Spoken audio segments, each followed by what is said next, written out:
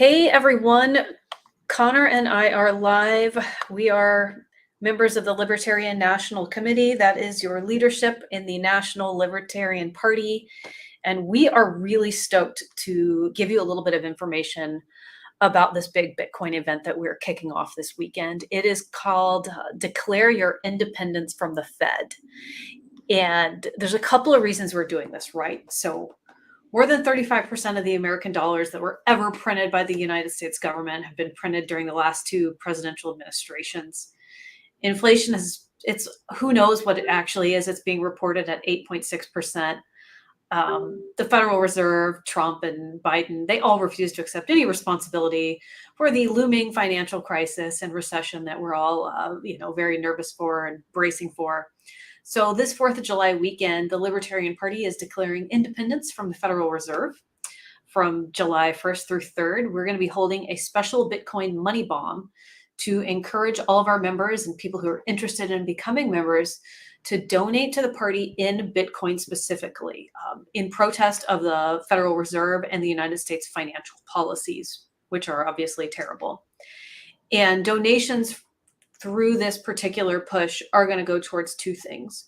One is they're going to go towards our candidate support committee, and we're going to be highlighting some of our candidates on Sunday who are really passionate about promoting Bitcoin and Bitcoin awareness and trying to also make it so that candidates can continue to accept donations in Bitcoin. Because I don't know if you guys are aware, but that's a problem in some states like California. Federal candidates get to sneak through a little more easily.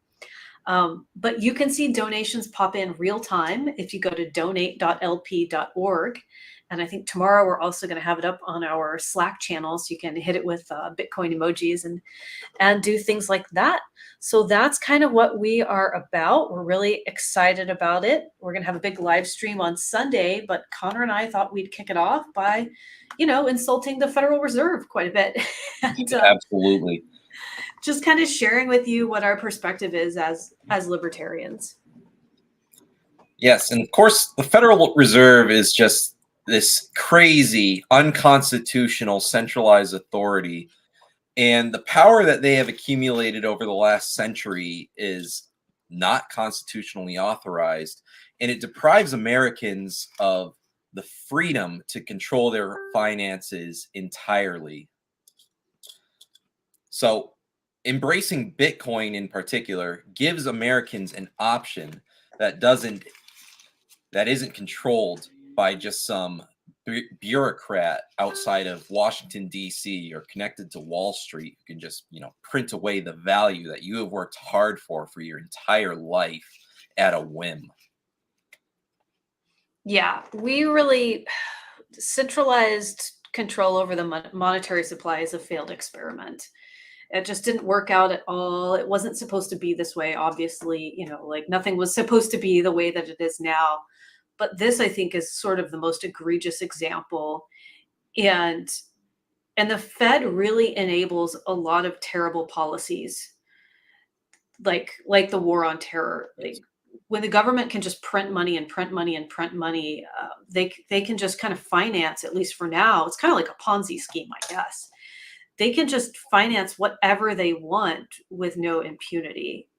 Although I do worry about the whole thing just sort of collapsing in the future. The Federal Reserve, inflationary policies in general, and the Federal Reserve in particular, they take the hard-earned value that you've worked hard for years, your savings and your earned income, and it takes that, and by printing money, just sort of gives it away to the government and the big corporations that are in their pocket. And that's, as far as the wars, that's Raytheon, that's Lockheed Martin, but it also that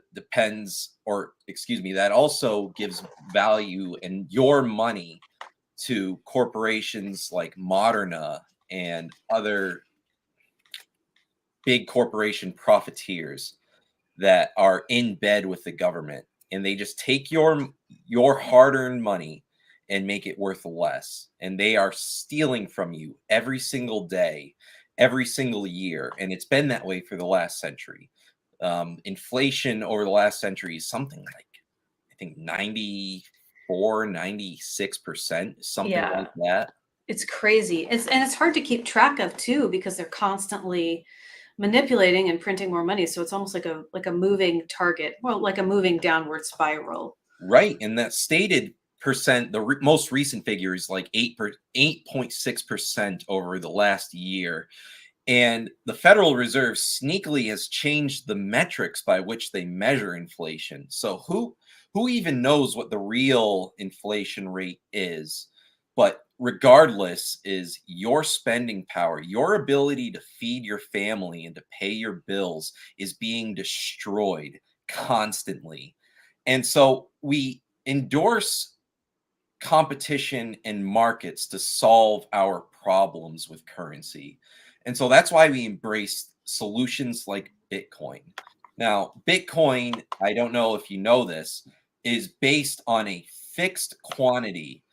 They can't just arbitrarily add more Bitcoin to the supply.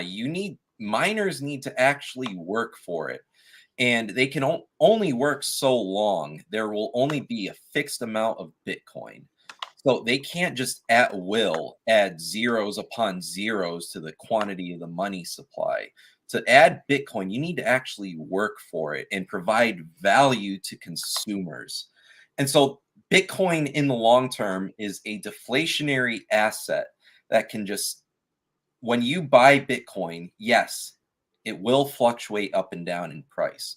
But in the long term, it gains value. It has more spending power long term than any fiat currency like the dollar. And that is ultimately good for Americans and consumers. Yeah, working for your money is something that most politicians don't understand. So there's a big difference there. Some of the other things that I like about Bitcoin are, well, obviously we mentioned you can't just print it, willy nilly. It's capped. There's a cap, and we're getting closer to it. So that's good. There's definitely stability there. Market stability is totally different. Market instability is totally different than currency instability. Um, as far as I know, its security has never been breached.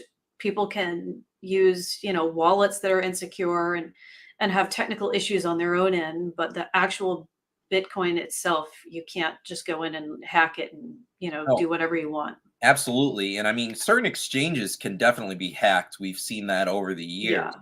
But so can your banks. Your social Yeah. security number is out there, and anyone can use it and open a line of credit and ruin your name and effectively steal your spending power as an individual.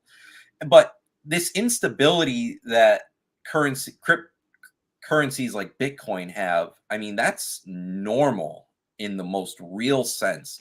The so-called stability that fiat currencies like the dollar have is ultimately enforced at the barrel of a gun. Like, we go to wars over maintaining the value of the dollar. Millions of people have died to keep the dollar at where it is at as a global supreme currency.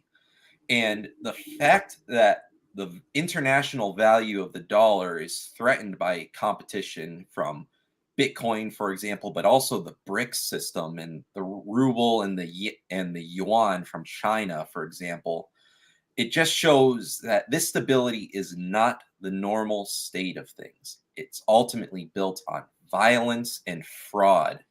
And so Bitcoin has none of that. Bitcoin is freely adapted by people. Its value comes from its use and its utility, not from the barrel of a gun. And that is what libertarians believe and support. And that is why this fundraiser is so important. We want to give money and support to candidates who believe in the implementation of Bitcoin and the abolishment or at the very minimum, the auditing and reform of the Federal Reserve System, so that we cannot just use violence and fraud to control Americans and their currency. Yeah, absolutely.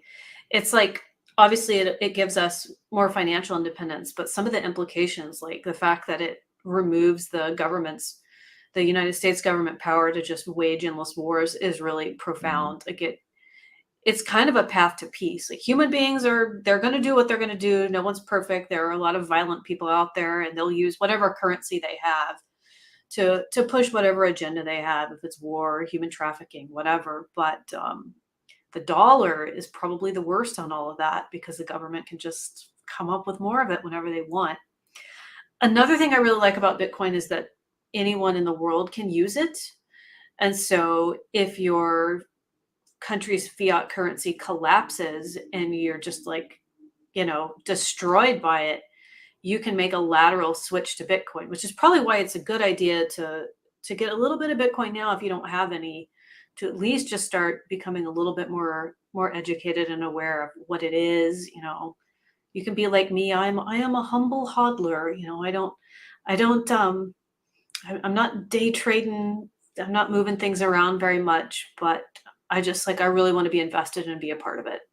Yes, we saw in Venezuela under their hyperinflationary period a couple of years ago is the widespread adoption of Bitcoin and other cryptocurrencies as well. So it's a real option for people. It's a store of your value that can save you and your family's life. And when the Venezuelan currency was on the decline, people are switching to Bitcoin, and they were able to buy food. They were able to buy goods that just saved their lives. And America's not quite yet at that point, but we're getting damn close, especially if at the end next month, when we will know without any shadow of a doubt that we are in a recession, and people will be fleeing the dollar and fleeing Wall Street. You need to have a secure currency. And Bitcoin, with its own set of problems and instability, is better than the dollar. Long term, year over year over year, Bitcoin has proven to be a appreciating asset as far as value. Yeah. And anyone in the world with a computer can go and verify the supply for themselves. Like there's no curtain that you have to try to peer behind. Like it's like simultaneously is very secure, but also very transparent in the ways that it matters. Yes. And no one will be able to take that value away from you without your consent, without your say-so. And the value that people like miners, they're producing stability, they are producing jobs, and they are producing long-term economic health and value that cannot be matched by central banks like the Federal Reserve. Yeah. So it's a real advantage for people of the world to adopt. Yeah. So Sunday, we're going to wrap up our Bitcoin bomb with a 5-hour telethon style live stream where we are bringing on some of the biggest voices in the Bitcoin community to help break down, like, obviously, what is Bitcoin? Everybody knows what it is, but what is it really? What are the implications for the United States economy and for economic freedom? What's wrong with the Federal Reserve, right? And then how can you actually use Bitcoin? How can you utilize it? How can you get yourself off of dollar dependence? So that's just a handful of topics we're going to be covering. We're going to be hearing from the best people in the industry, honestly. And I'm really excited about doing this through the National Libertarian Party, because I think this is something that should have been done a long time ago. And to their credit, the Libertarian Party has taken donations in Bitcoin for quite a while, but we really want to bridge that divide and make the Bitcoin community feel like they have a home and they have a voice that's advocating for them politically.